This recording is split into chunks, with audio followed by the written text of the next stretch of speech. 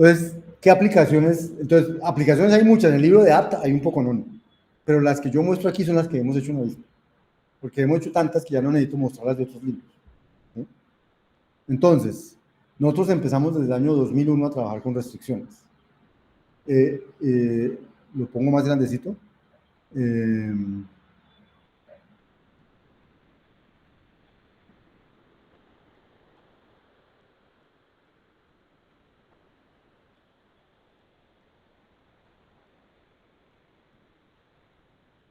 Bueno, queda un poquito más grande. Entonces, VISIR significa vertimiento inteligente en situaciones de riesgo. ¿Sí? Ese fue el primer trabajo que hicimos con restricciones nosotros. Y entonces, si ustedes van a la web del curso, aquí donde dice introducción, motivación, bueno, aquí hay unos artículos generales de la programación por restricciones que están allí para que ustedes los bajen, los ojeen, los miren, pero sobre eso no vamos a evaluar, pero es literatura sobre programación por restricciones en general, para que ustedes tengan una idea desde cuándo se está hablando de eso y cuáles son sus proyecciones en mucho tiempo. Inclusive hay uno nuevo, que es este último. Estos dos últimos son nuevos, son relativamente nuevos, digamos, los primeros dos son más viejos. Y después está la aplicación realizada en Avispa. Entonces, si yo menciono aquí Visir, aquí ustedes vienen y buscan Visir y van a encontrar el artículo que publicamos nosotros de nuestro trabajo en esto.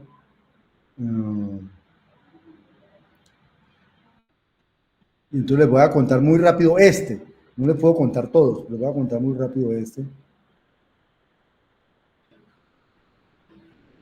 Entonces, ustedes han oído hablar de la represa de Anchicayá.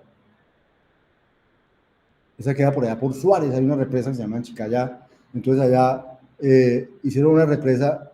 Cuando hacen una represa, ¿qué es lo que hacen?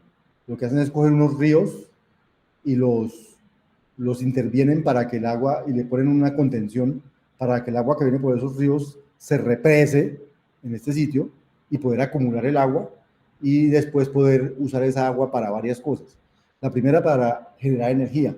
En Alto Chicaya hay una empresa generadora de energía, entonces con el agua aquí la dejan pasar por aquí, genera energía, y una vez genera energía, el agua sigue su curso por aquí. El agua no se pierde, pero genera energía porque pone a rotar unas turbinas, unas cosas, y genera energía. ¿Sí? Entonces, hacer represas es muy útil para un país, por eso en los países siempre hay represas, en este también, porque represar el agua implica generar energía y no implica quedarnos sin agua, porque el agua va a seguir. Lo que pasa es que si el represamiento del agua genera una afectación ambiental en las cercanías por donde el agua antes pasaba y ya no pasa. Pero el objetivo no es afectar ambientalmente, sino tener una manera de producir energía y que el agua siga sirviendo para otros menesteres, no solo para producir energía. Porque la energía hidroeléctrica tiene esa ventaja, que es una producción limpia. El agua no se contamina, el agua es una producción de energía limpia, pero es costoso y sí impacta el ambiente donde se hace la represa. Bien, entonces en esta represa, estas represas son construidas de manera que albergan agua, represan agua, pero tienen un nivel y hay un punto en el cual la represa no podría contener más agua. Entonces, todo sería muy sencillo si simplemente el agua se empezara a chorrear y a salir después de ahí. Pero cuando el agua pesa, cuando el agua pesa más de lo que fue diseñado la represa, tumba la represa. Si una represa se cae, el agua empieza a salir por todos lados y hace unas inundaciones y hace unas catástrofes tremendas. Entonces, toda represa tiene que estar, digamos, construida contra un invierno fuerte. No puede hacer que la represa se llene y la represa se caiga. Entonces, las represas tienen compuertas. Entonces, cuando ven que no pueden albergar más agua, abren las compuertas para que el agua salga. Y sale por el antiguo lecho del río y se va por el antiguo lecho del río. Cuando logran generar energía, se va sale allá adelante. El problema que tenían aquí es que esas compuertas se programan 24 horas cada 15 minutos. Entonces había que decir cuál era la apertura de cada compuerta cada 15 minutos, había que programar. Y pues uno programa la lluvia. Entonces lo que tienen son unos sensores por allá lejos, a unos cuantos kilómetros, de cómo está lloviendo, de cómo viene el caudal del río, Y a partir de eso tienen que inferir en qué momento hay que abrir las compuertas para que se vaya el agua por aquí y no se vaya a caer la represa. Pero el agua que sale por las compuertas debe ser la mínima posible. Porque agua que salga por aquí es agua que no genera energía. O sea, es agua que no genera plata. Entonces, el objetivo es que toda el agua que salga, salga por aquí después de generar energía. Agua que se represe debería generar energía y luego salir. Pero a veces el invierno es tal que usted no puede esperar a que eso pase y tiene que soltar agua. Entonces, menor cantidad posible. Entonces, nos tocó hacer un modelo de cómo abrir las compuertas de esa represa. Eran 3 compuertas cada 15 minutos para que se perdiera la menor cantidad de agua. Pero nunca se fuera a sobrepasar la restricción de que la altura de la represa no puede ser más que tanto porque si no se cae. Entonces teníamos un poco de restricciones que tenían que ver con el caudal, con cómo se llena la represa, con, no sé qué, con la altura máxima de la represa, con el peso del agua, con un poco de cosas. Entonces tocó modelar ese problema. En este artículo van a encontrar eso.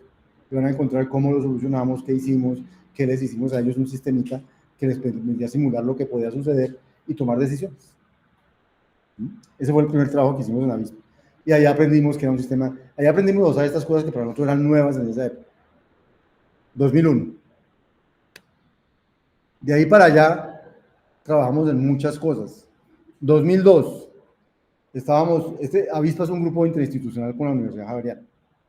Entonces, desde que llegamos nosotros a estas universidades, Camilo Rueda ya y yo aquí, empezamos a trabajar en conjunto desde el 95 y hicimos un primer proyecto que era crear un lenguaje de programación con restricciones, no sé qué, ahí aprendimos de eso, pero después de ese proyecto nos conformamos, ese proyecto se llamaba Avispa, y nos conformamos como grupo, y el grupo se llamó con el nombre del primer proyecto del grupo que se llamaba Avispa, entonces nos llamamos Avispa, Ambientes Visuales de Programación Aplicativa. Nuestro segundo proyecto fue Cevisir y apareció una oportunidad en Colciencias y creamos un tercer proyecto, y era ayudarles a nuestras universidades a planear mejor el uso de sus instalaciones. Entonces, como los dos éramos académicos, trabajamos en universidades y nos encontramos con que ellas tenían siempre el problema de que empezaba el semestre y, por ejemplo, todos programamos en un salón donde cabemos, pero no sé si ustedes estaban alguna vez en una clase donde entran al salón y no caben. ¿Sí? Eso es una mala programación, porque han debido programarlos en un salón donde cupiera.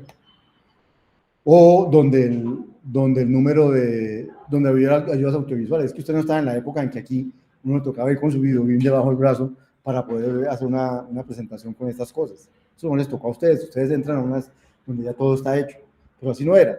Pero así no son todas las aulas, todas las aulas no son igual de grandes, todas no tienen aire acondicionado, todas no tienen video virtual. Entonces hay una serie de características de las aulas y cada curso pide una características de aulas, un tamaño, con unas ayudas, no sé qué. Hay que programar toda la universidad, que son miles de cursos, miles de profesores, con unos cuantos salones, pues, que no son tantísimos miles, y hay que programarla para que todo el mundo quepa, para que no se crucen las clases. Eso es un camello tremendo. Eso es un problema de programación por restricción. Entonces, ese fue el segundo problema que nos pusimos a abordar nosotros, y se llamó PATOS, que se llamaba Programación Automática de Temas, Horarios y Salones. Como no pudimos poner cursos, pusimos T, para siempre nos gusta que suenen alguna cosa. Entonces, ese es el segundo trabajo que hicimos y ese es el que van a encontrar, si van aquí, van a encontrar aquí los trabajos que hicimos con Patos. Patos 2002 y luego un depurador de patos en 2005 y bueno, y ahí está la historia nuestra. Lo que yo quiero decirles es que en esta web ustedes deberían explorar ese tipo de cosas para que sepan qué tipo de cosas hemos hecho y por qué, digamos, tenemos la experiencia que tenemos para dar este tipo de cursos, porque hemos trabajado en problemas reales, ¿sí? Ahora, ustedes preguntarán, entonces hoy se programa la Universidad del Valle con patos, no, y hoy se programa la Javeriana con patos, no, porque el problema resultó ser un problema, pues es un problema donde no logramos que la poda del árbol fuera suficiente para el tamaño del problema real. La Universidad del Valle son demasiados cursos, demasiado. Entonces, digamos, en la Javeriana programamos la Facultad de Ingeniería. La Facultad de Ingeniería de Javeriana es mucho más pequeña que la de la Univalle y allá logramos programar la Facultad de Ingeniería. ¿Sí? pero ya cuando era más grande, el problema, como es combinatorio, ya se desbordaba. Entonces logramos para casos medianos o pequeños. Entonces era útil, por ejemplo, para programar colegios, para programar cosas así, pero no para programar universidades grandes. ¿Mm? O sea, no alcanzó el tamaño de la poda para poder resolver problemas tan grandes como el de la Universidad del Valle, o como toda la Universidad Javeriana. ¿Mm? Ese era el primer problema. Segundo problema, típicamente nuestras universidades no tienen, el problema original es insatisfactible. O sea, no había manera de satisfacer las restricciones de todos. Las restricciones eran de los profesores. Hay profesores que solo dan clases de noche, que solo dan clases en ciertos horarios, que no pueden dar clases en ciertas horas. Hay clases que no se pueden cruzar, cosas así. Y nos dimos cuenta que siempre había que programar con unos datos que no tenían solución. Entonces, nuestro software siempre decía no hay solución. Pero las universidades funcionaban. ¿Cierto? Porque la solución en la vida real es mandarlo al salón que no le sirve, pero se lo mandaron a alguna parte. El software decía, no, yo no puedo dar esa solución porque está prohibida, esa restricción se viola. Pero en la vida real se violan las restricciones para poder programar. Entonces, el problema real no era programar así. El problema real era programe, así se violen restricciones, pero violando el menor número de restricciones posibles, por ejemplo. ¿Cierto? Pero nuestros problemas iniciales eran programar o todo o nada. Y a las universidades no les servían esas cosas. Entonces nos inventamos el depurador de patos, era para poder entender por qué no había solución y decirle, bueno, entonces habría solución si no satisfacemos este, no satisfacemos este. Entonces nos tocó investigación de una cosa y de otra. Pero finalmente las universidades, ¿cómo programan? Programan con la historia. Entonces, este salón ha sido el mismo desde que empezamos a hacer este curso. No le busquen otra solución, ya está. Este problema. Entonces, ¿a qué le buscan solución? A lo nuevo. Aunque hay otro curso hasta ahora y necesito un salón. Entonces, pues no me van a quitar el mío, van a buscar otro, no sé, o van a buscar cómo solucionarlo por allá. Pero lo que ya está, ya está. Así funcionan las universidades. Entonces, y así es que tratan y cuando hay un problema serio, entonces lo solucionan de alguna manera o construyen un salón nuevo o hacen una cosa más, resuelven el problema y a partir de ese semestre ese problema ya está resuelto. Y como la programación es muy parecida semestre a semestre, entonces lo nuevo es lo que programan nuevo. Lo viejo lo dejan como estaba porque ya está resuelto. ¿Sí? Así no funciona esto. ¿Sí? Entonces, vamos aprendiendo cosas. Después, no les puedo contar cada cosa en detalle. Credos. Esto significaba...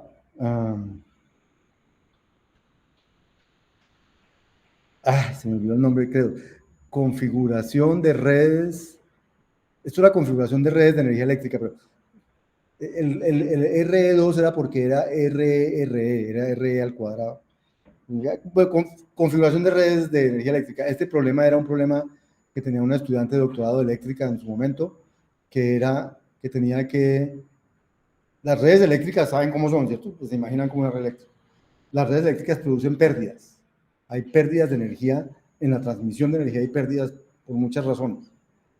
Y, digamos, si se va la energía aquí en la Universidad del Valle, por ejemplo, hay otro circuito que lo puede satisfacer. Y entonces, si se va la energía por allí, la alimentan por otro lado y cosas así. A veces no alimentan por ninguna parte y se queda sin energía, pero eso hace rato no pasa en la universidad. Porque hay varios sistemas para alimentar la universidad, varios caminos. Pero solo hay uno funcionando, porque donde hubiera dos, había un cortocircuito. Entonces, la pregunta que nos hacían en esa época, que se hacía esa señora en esa época es, ¿qué switches debo abrir y cerrar para que llegue la energía a todas partes, pero la pérdida de energía sea la menor posible? Problema de optimización. Entonces nos pusimos, y eso fue lo que hay en CRED, tiene que ver con ese problema. Crear consejero para la repartición de artículos de un congreso. Pues hoy en día ya, no sé si ustedes conocen esas cosas, pero hay EasyChair y hay un poco de cosas que ya funcionan con restricciones y hacen eso. Pero en esa época no había. Entonces nosotros hicimos uno para la Conferencia Latinoamericana de Informática, con Jesús Aranda, que es profesor también aquí, y ahí están los artículos para que los lean, para que vean que hay historia nuestra por acá. Jesús era estudiante mío en esa época. ASP, ese es Airplane, esa es programación de aterrizaje, de decolaje de aviones en un aeropuerto. Entonces, en un aeropuerto como el de Cali, pues no es necesario porque no hay tantos vuelos, pero un aeropuerto como el de Bogotá, o un aeropuerto como los de Europa, o como los de Miami, que tienen tantos vuelos, es necesario planificar muy bien el decolaje de los vuelos. Y hay un poco de restricciones, por ejemplo, si un avión grandotote sale, y donde detrás de ese salga un avión chiquito, la turbulencia del avión que sale puede que lo tumbe. Entonces hay restricciones. Usted no puede programar un avión chiquito detrás de uno grande a menos que hayan pasado tantos minutos o que esté a tal distancia. Hay pocas restricciones para decolar y para aterrizar. Y programar esos aeropuertos donde aterrizan 200, 300 en una hora, pues es una cosa complicada. Entonces salió un artículo en alguna revista diciendo que resolver ese problema por restricciones era muy ineficiente y no servía, no se podía. Y entonces un estudiante mío dijo, lo tomó en un curso y le dije, vea, está este artículo, hágase una cosa para ver si lo puede hacer. Y se encontró y se inventó un propagador, a eso les digo, se inventó un propagador especial para poder hacer que ese problema se pueda resolver más rápidamente que como lo resolvían en el otro artículo. Ese es la SP. Despacho económico de energía. Nosotros hemos trabajado mucho con los de eléctrica, como pueden ver.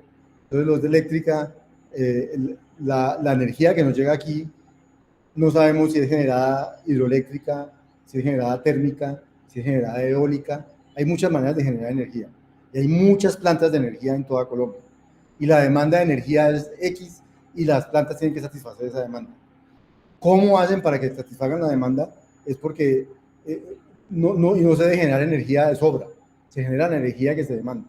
Entonces, si una planta no necesita generar, pues no debe generar. Pero que una planta no genere es costoso, porque tocó apagarla, y luego cuando va a generar toca prenderla, y prender una planta y apagar una planta es costoso. Entonces, pero mantenerla prendida para no generar también es costoso. Entonces, decidir qué plantas deben estar prendidas, cuáles apagadas, en qué momentos del tiempo, es un problema muy complejo. Y hay que optimizar los costos de la generación de energía. Entonces, ese es el que está ahí en despacho económico. También publicamos un artículo. Este de ZTNet fue con cómo optimizar las redes de celulares. Este de cadenas de suministro fue con los de industrial. Este de George Shop Schedule fue con los de industrial. Este fue cuando Mozart todavía funcionaba, nos le inventamos unas cosas para que Mozart fuera más eficiente para hacer programación por restricciones.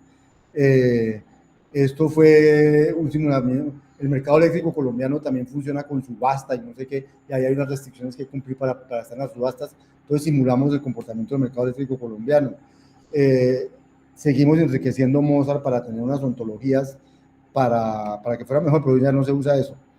Hicimos un prototipo de entrenamiento para subastas del mercado eléctrico. Trabajamos con los de ICESI en una cosa de derivación de productos, de producir software automáticamente a partir de ciertas restricciones que tenía que tener la aplicación que había que construir. Cafesa era para una aplicación por restricciones para decidir cómo asignar el espacio radioeléctrico colombiano. Lo hicimos con electrónica. Sabio, que es la aplicación que hicimos para hacer inferencia en torneos de fútbol. Este fue un trabajo que hicimos con una empresa que se llama Forza para automatizar su proceso de hacer cotizaciones internacionales de hacer, digamos, edificaciones, de hacer formaletas para edificaciones masivas. Todos esos son problemas de optimización. Y esto es lo último que hemos hecho. Trabajamos con los de electrónica para la mejora de la vida útil de redes de sensores inalámbricos móviles. Nos inventamos un modelo para combinar opciones de viaje de aplicación inteligente con una estudiante de aquí, Angélica Muñoz, hace un año terminó.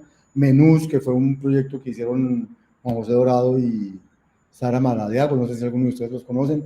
Ellos acabaron de graduarse, se graduaron con meritorio gracias a esta tesis, publicaron un artículo en el Congreso Colombiano de Computación.